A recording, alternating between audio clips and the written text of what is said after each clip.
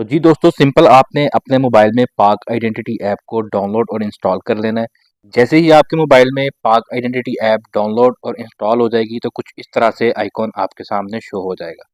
आपने ऐप को ओपन करना है और अगर आपने अपना अकाउंट क्रिएट नहीं किया हुआ है तो आपने यहाँ पर क्रिएट अकाउंट पे क्लिक करके अपने अकाउंट को क्रिएट कर लेना है। अकाउंट क्रिएट करने के लिए मेरी एक मुकम्मल वीडियो मौजूद है, मैं लिंक डिस्क्रिप्शन में डाल दूंगा। अगर आप नहीं जानते कि किस तरह से अकाउंट क्रिएट कर सकते हैं तो आप वो वीडियो देख के अकाउंट क्रिएट करने का मुकम्मल तरीका वहां से सीख सकते हैं। अगर तो आपने अपना अकाउंट ऑलरेडी क्रिएट किया हुआ है तो आपने सिंपल ईमेल की जगह पे अपना रजिस्टर्ड ईमेल लिख देना है और पासवर्ड पे आपने अपना पासवर्ड लिख देना है। ईमेल और पासवर्ड लिखने के बाद आपने फिर साइन इन पे क्लिक कर देना है।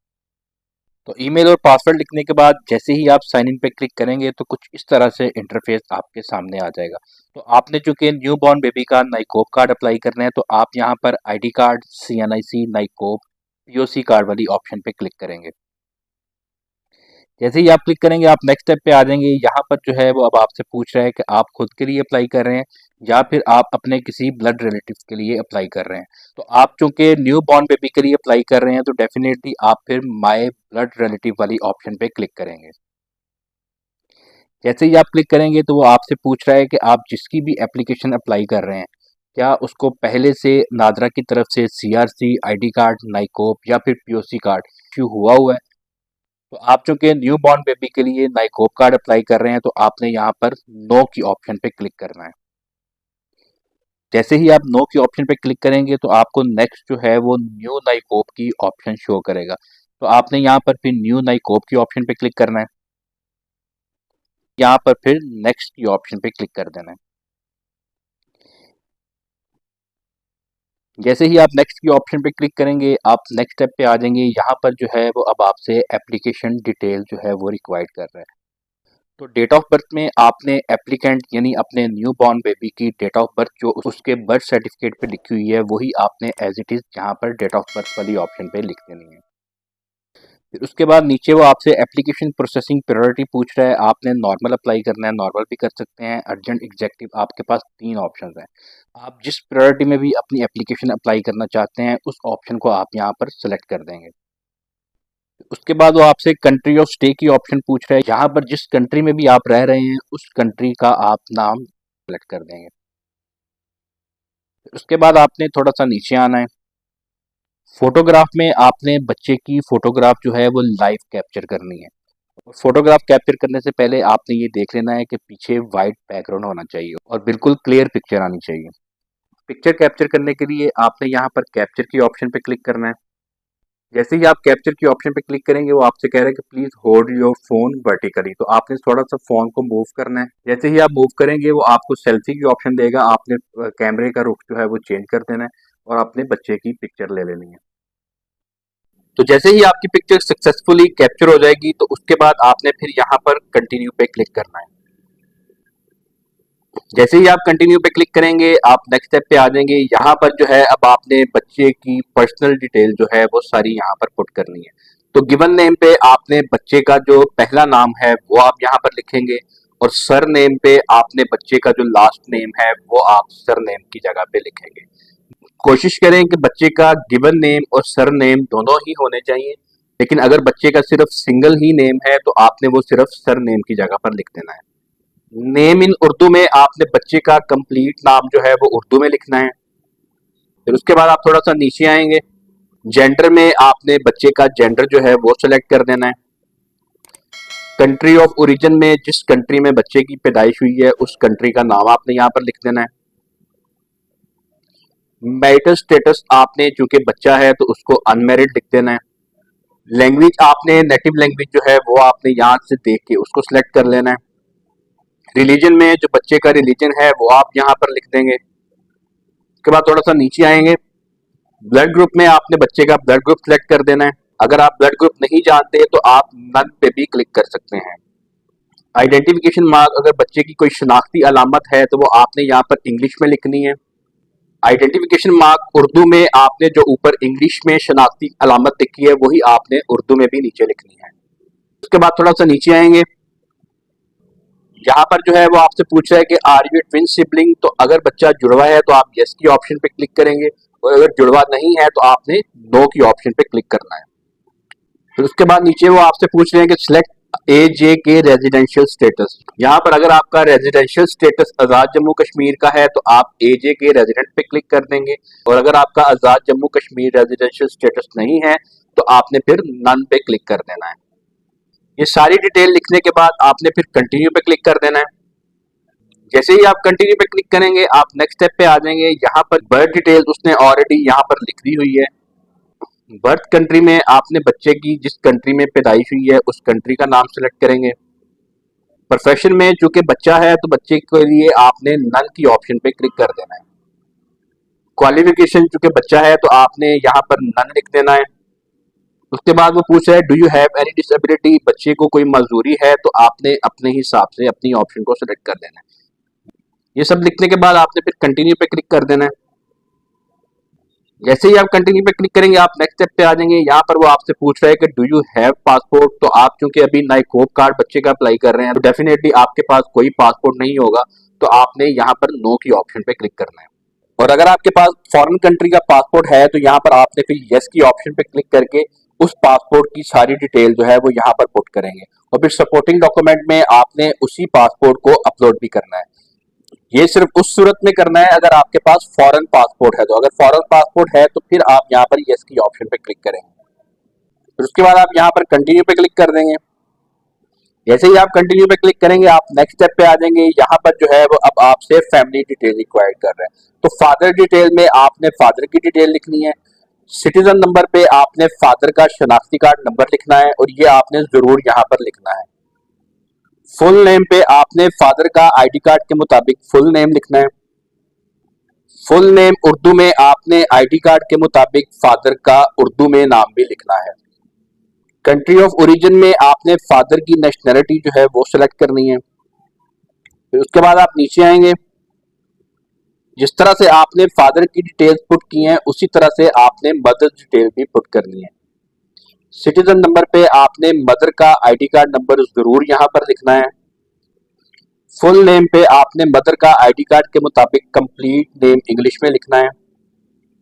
फुल नेम उर्दू में आपने मदर का आईडी कार्ड के मुताबिक उर्दू में नाम लिखना है। कंट्री ऑफ ओरिजिन में आपने मदर की नेशनैलिटी यहाँ पर सिलेक्ट करनी है। फिर उसके बाद आप नीचे आएंगे। हेड डिटेल्स में आप चूंकि बच्चे का नए कोप कार्ड अप्लाई कर रहे हैं तो यहाँ पर आपने हेड डिटेल्स में चाइल्ड सेलेक्ट कर लेना है। सिटीजन नंबर पे आपने फादर का आईडी कार्ड नंबर लिख देना है। ये सब लिखने के बाद आपने फिर कंटिन्यू पे क्लिक कर देना है। जैसे ही आप कंटिन्यू पे क्लिक करेंगे आप नेक्स्ट स्टेप पे आ जाएंगे। यहाँ पर वो आपसे पूछ रहा है कि do you wish to provide your family members information. आपसे कह रहा है कि क्या आप अपने किसी फैमिली मेंबर की इंफॉर्मेशन को ऐड करना चाहते हैं, और अगर आप अपने किसी फैमिली मेंबर की इंफॉर्मेशन को ऐड करना चाहते हैं तो आप यस पे क्लिक करके उसकी सारी इंफॉर्मेशन जो है वो पुट कर देंगे, और अगर आप नहीं करना चाहते हैं तो आपने फिर नो की ऑप्शन पे ही क्लिक रहने देना है। फिर उसके बाद आप कंटिन्यू पे क्लिक कर देंगे। जैसे ही आप कंटिन्यू पे क्लिक करेंगे आप नेक्स्ट स्टेप पे आ जाएंगे। यहाँ पर जो है वो अब आपसे एड्रेस डिटेल जो है वो रिक्वायर्ड कर रहे हैं। तो प्रेजेंट एड्रेस में आप जिस कंट्री में भी रह रहे हैं, जिस कंट्री से आप अप्लाई कर रहे हैं, प्रेजेंट एड्रेस में आपने उस कंट्री का एड्रेस जो है वो मेंशन करना है। तो प्रेजेंट एड्रेस कंट्री में आपने उस कंट्री का नाम सेलेक्ट करना है जहां से आप अप्लाई कर रहे हैं। स्टेट में आपने अपनी उस कंट्री का स्टेट सेलेक्ट करना है। जैसे हमारे पाकिस्तान में जो प्रोविंस हैं इसी तरह से आप जिस कंट्री में रह रहे हैं उस कंट्री का जो प्रोविंस है वो आप स्टेट की जगह पर लिखेंगे। सिटी में आपने जिस सिटी में रह रहे हैं उस सिटी का नाम लिखेंगे। पोस्टल कोड में आपने उस सिटी का पोस्टल कोड लिखना है जिस सिटी में आप रह रहे हैं। एडिशनल एड्रेस में आपने अपना कंप्लीट एड्रेस जो है वो यहाँ पर लिखना है। हाउस नंबर भी मेंशन करें, बिल्डिंग नंबर है बिल्डिंग नंबर मेंशन करें, स्ट्रीट नंबर मेंशन करें, आसपास आपकी कोई फेमस जगह है उसे भी जरूर मेंशन करें। यानी आपने यहाँ पर अपना कंप्लीट एड्रेस इंग्लिश में मेंशन करना है। फिर उसके बाद आप नीचे आएंगे। एडिशनल एड्रेस उर्दू में आपने जो ऊपर इंग्लिश में एड्रेस लिखा होगा वही एड्रेस जो है आपने नीचे उर्दू में भी लिखना है, और ये जो एड्रेस आप लिखेंगे यही एड्रेस जो है आपके नए कोप कार्ड के पीछे प्रिंट होके आएगा। फिर उसके बाद नीचे आएंगे। परमानेंट एड्रेस में जो फादर के आईडी कार्ड के पीछे परमानेंट एड्रेस लिखा हुआ है, एक टेम्पररी एड्रेस होता है एक परमानेंट होता है। जो फादर के आईडी कार्ड पे परमानेंट एड्रेस लिखा हुआ है वही आपने यहाँ पर मेंशन करना है। तो परमानेंट एड्रेस कंट्री आप यहाँ पर पाकिस्तान सेलेक्ट कर देंगे। प्रोविंस में आपने प्रोविंस सेलेक्ट कर देना है। डिस्ट्रिक्ट में आपने आईडी कार्ड के मुताबिक अपना डिस्ट्रिक्ट सेलेक्ट कर लेना है। तहसील में आपने आईडी कार्ड के मुताबिक तहसील को सिलेक्ट कर लेना है।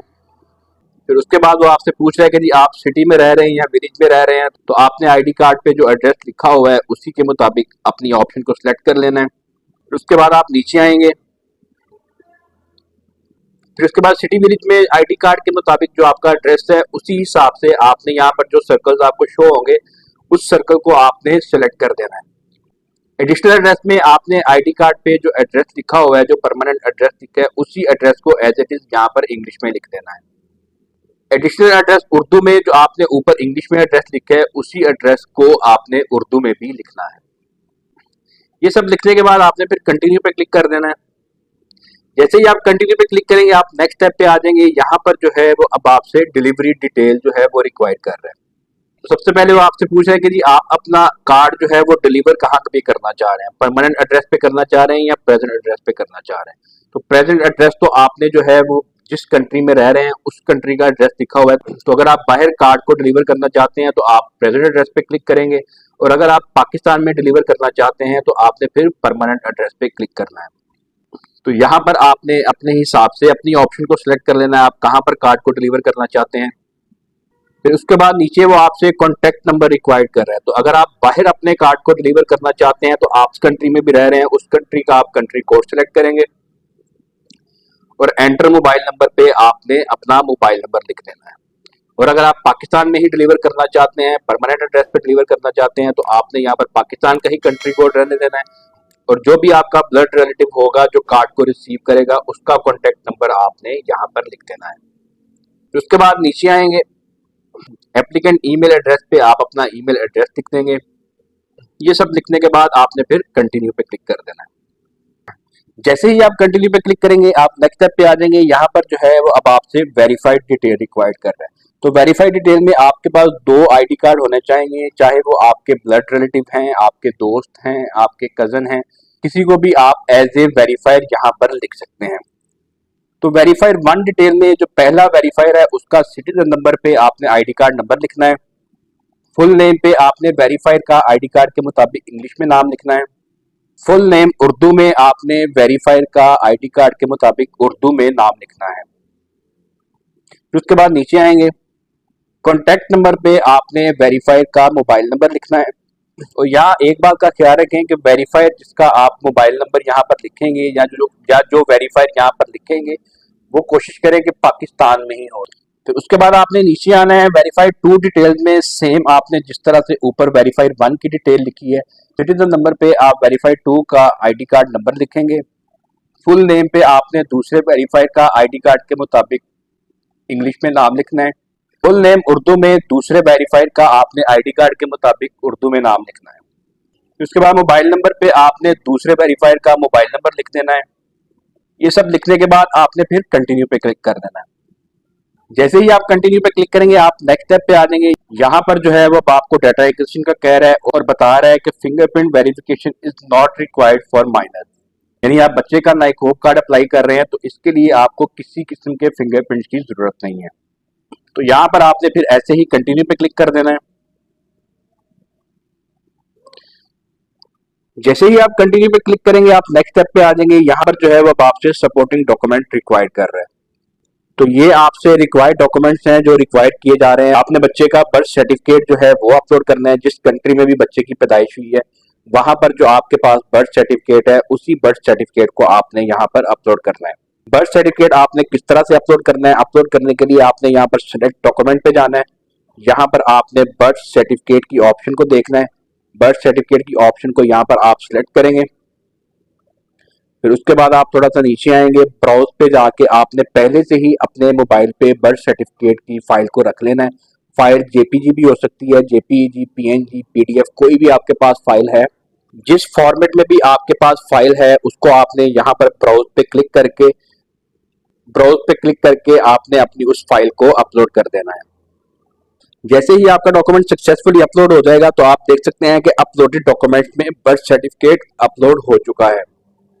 इसी तरह से फादर और मदर का CNIC अपलोड करने के लिए आपने सिलेक्ट डॉक्यूमेंट में जाना है।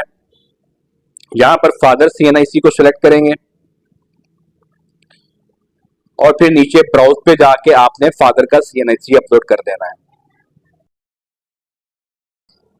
जैसे ही डॉक्यूमेंट सक्सेसफुली अपलोड हो जाएगा, आपको वो डॉक्यूमेंट अपलोडेड सक्सेसफुली की ऑप्शन भी दे देगा। फिर उसको आप यहाँ से कैंसिल करके इसी तरह से आपने मदर का CNIC भी अपलोड करना है। मदर का CNIC अपलोड करने के लिए सिलेक्ट डॉक्यूमेंट में जाएंगे, मदर CNIC की ऑप्शन को सिलेक्ट करेंगे, ब्राउज पे जाके आपने मदर CNIC की फाइल को सिलेक्ट करना है।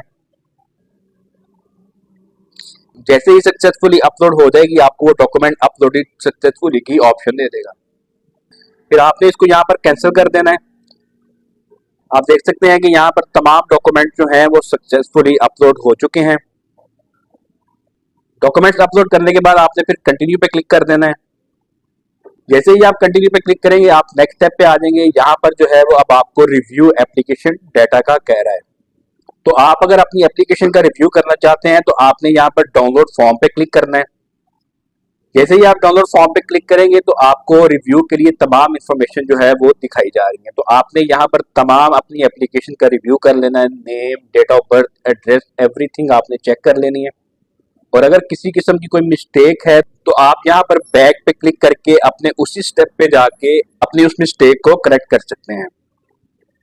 तो अगर आपकी तमाम इंफॉर्मेशन सारी करेक्ट हैं तो आपको ये जो डिक्लेरेशन नजर आ रहे हैं, इन पे आपने तमाम डिक्लेरेशन पे क्लिक कर देना है। वन बाय वन आपने तमाम डिक्लेरेशन जो है उसको क्लिक करके एक्सेप्ट कर लेना है। तमाम डिक्लेरेशन एक्सेप्ट करने के बाद आपने कंटिन्यू पे क्लिक कर देना है। जैसे ही आप कंटिन्यू पे क्लिक करेंगे, आप नेक्स्ट स्टेप पे आ जाएंगे और यहाँ पर जो है वो अब आपको पेमेंट ऑप्शन दे रहा है। तो आपने नाइकोप कार्ड की पेमेंट करने के लिए प्रोसीड टू पेमेंट पे क्लिक करना है। जैसे ही आप क्लिक करेंगे तो वो आपसे बैंक की डिटेल रिक्वायर्ड करेगा। तो आप अपनी पेमेंट जो है वो मास्टर कार्ड, क्रेडिट कार्ड या आपके पास वीजा, डेबिट कार्ड, जो कार्ड भी आपके पास अवेलेबल है उस कार्ड के जरिए आप अपनी पेमेंट कर सकते हैं। जैसे ही आप अपनी सक्सेसफुली पेमेंट कर देंगे तो आपकी एप्लीकेशन जो है वो ऑटोमेटिकली सबमिट हो जाएगी।